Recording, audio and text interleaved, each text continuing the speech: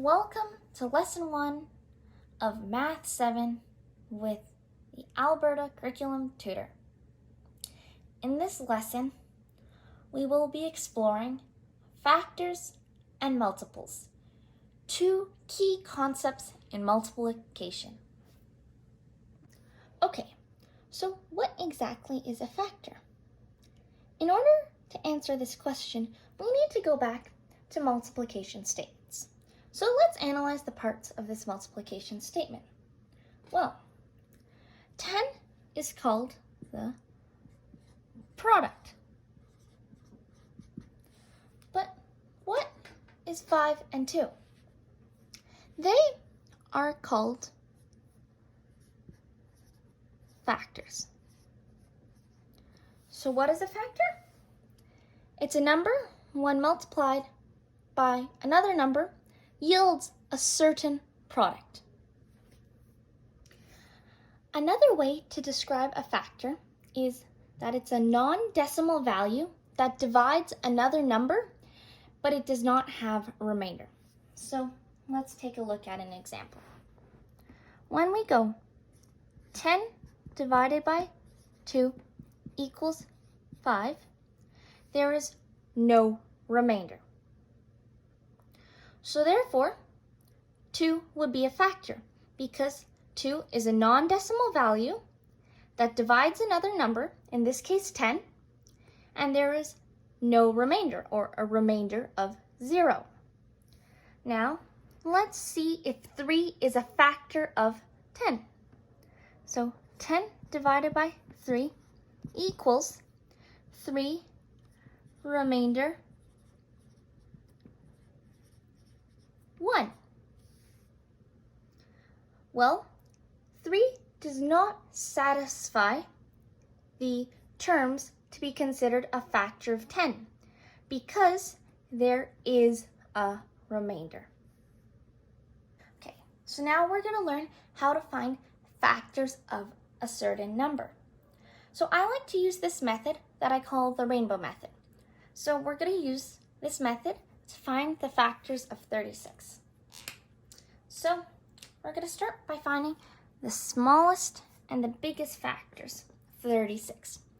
And the factors are always going to be 1 and the number itself. Because 1 times the number itself will always give you the number. So we can make a little rainbow. 1 times 36 equals 36. So now let's just continue going up from smallest to largest. So the next number is 2. Is 2 a factor of 36? Well, 2 times 18 equals 36. So yes, both 2 and 18 are factors of 36. Next, let's try 3. Well, 3 times 12 is 36. Next number, 4. 4 times 9 equals 36. Let's try 5.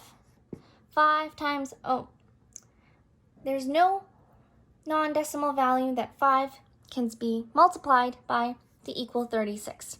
So 5 is not a factor. Let's try 6. Well, 6 times 6 equals 36. Now, as you may have noticed, the outermost number times by each other to get the number. The second outermost factors times by each other to get the number. So therefore, the innermost factors times by each other to get the number.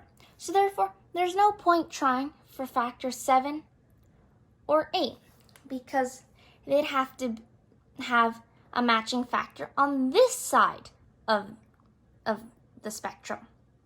And that would not work as we've already established which factors these connect with. Next, we're going to learn a technique called prime factorization. But first of all, what is a prime number? A prime number is a number with only two factors. And those factors are 1 and itself.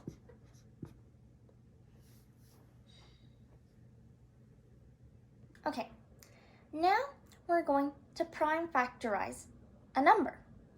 So what does it mean to prime factorize? Basically, we're going to find all the factors of a certain number, and all these factors must be prime numbers, meaning that their only factors are themselves and 1. So let's try this. We'll prime factorize the number 36. So to start off, we're going to choose any two factors of 36. I'm going to go with 9 and 4. So now, let's factor 9. So what are two factors of 9? Well, 3 times 3 equals 9. Now, if we look at 3, if we try to factor this any further, we notice that its only factors are 1 and 3, the number itself.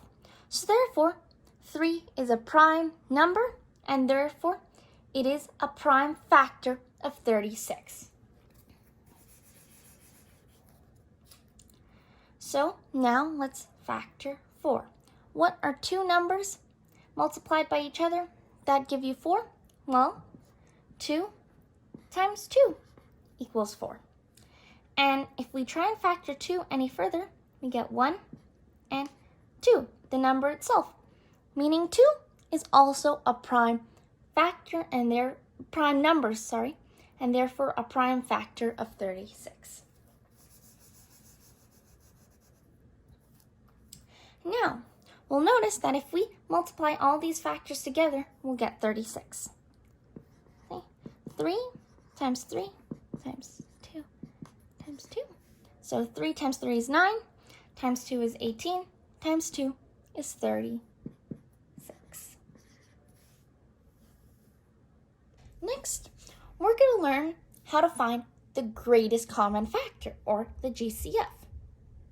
And what this is basically the factor that is common between two or more numbers, and it is the greatest one. So the one with the largest value. So there are two ways to do this. You could, number 1, make a list, or number 2, you can do prime factorization.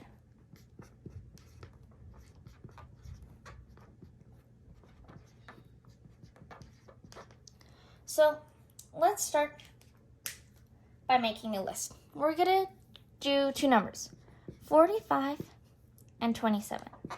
We're going to do the rainbow method. So 1, 45, and then the next biggest number that is a factor of 45 will be 3. That 3 times 15 is 45. And then 5 and 9. So we have 6 factors of 45. Let's do this with 27. We have 1, 27, and 3, and 9. So, which one is the greatest common factor? Well, 45 isn't common between both of them, so 45 can't be it. 27 isn't common, that won't work.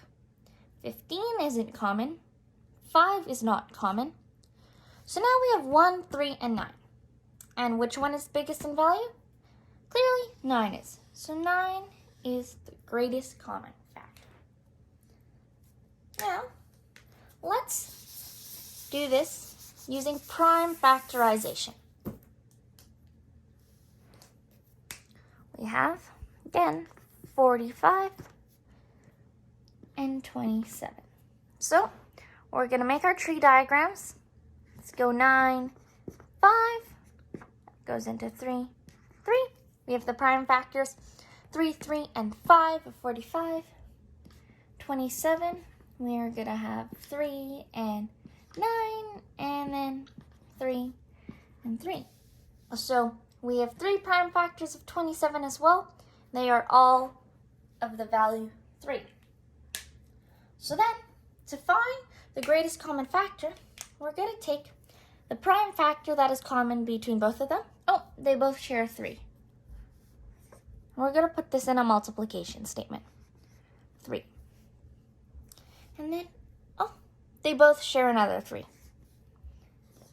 Put that 3 in multiplication. Now they have no common factors left, so we're just going to solve this multiplication statement. And this is 9. So the greatest common factor is 9. And you'll notice that we got the same answer when using the list method. Now, let's talk about multiples. Again, with multiples, we're going to go back to our multiplication statement. So, 5 times 2 equals 10. We know that 5 and 2 are factors, and 10 is the product. But another word that we could use to describe 10 is a multiple.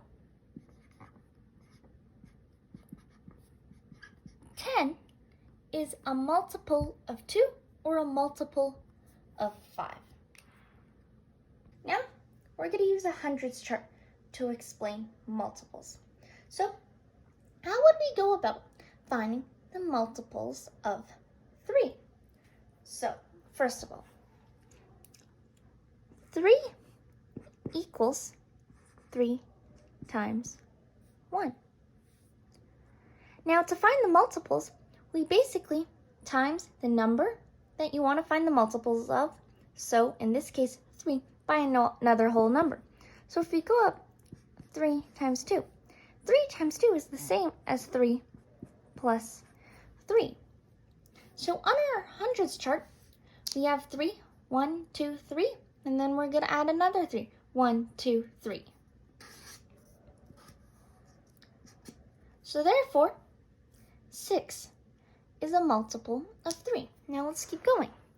So, if we wanted to add another 3, that would be the same as timesing the number 3 by 3. Then, next multiple is 9.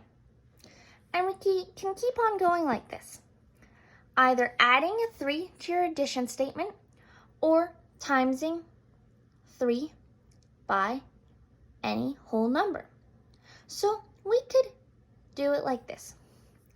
We could go 3 times, and I'm going to choose a random whole number. Let's go 9. So this would be 3 plus 3 plus 3, 9 times. So what is 3 times 9? Well, we know that that's 27.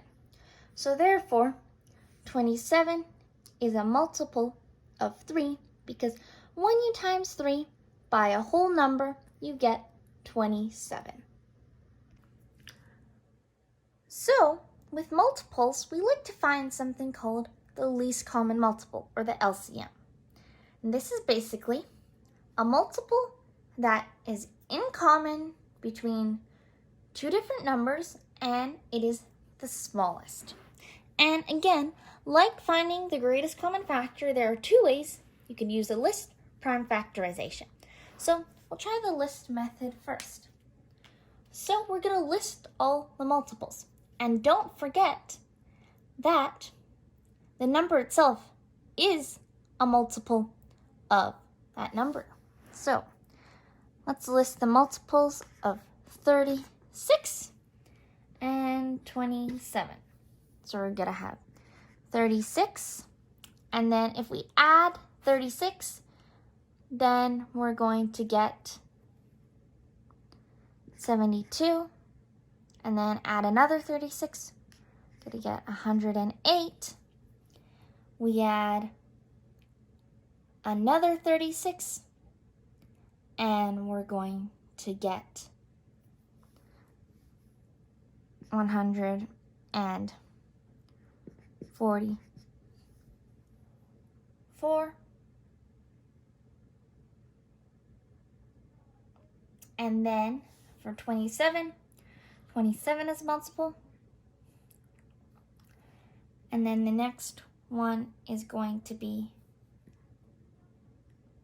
54. We add 27 to 54, and we're going to get 81, and then 108.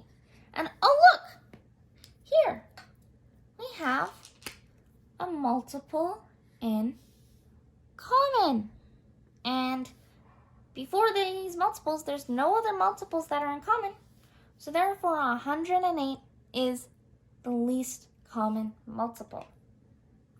Now, let's try this using the prime factorization method. So the way this works is we're gonna prime factorize both numbers. 9, this is gonna go into 3 and 3. Then 36 will go 4 and 9 again. 3, 3, 2, 2. And we're gonna choose one of these numbers and write their factors out in a multiplication statement. So I'm just gonna choose 36. We're gonna go 2 times 2, times 3 times 3. Now, when we do 27, we don't want to repeat any of the factors. So, if I look at this, here we have 36. And when I'm going to do 27, we have 3 3s, but there's already 2 3s here, so we only need one more. And here, you have the prime factors of 27. So now, we're just going to solve this multiplication statement. So 4 times 3 is going to be 12, times 3 is 36, and then 36 times 3 equals 108. Congratulations on finishing your first lesson. Here is a summary of all the concepts that we covered in today's lesson. If you have a question or a math problem, such as a word problem, relating to today's lesson, please leave it in the comments and I will try and respond to you with an answer.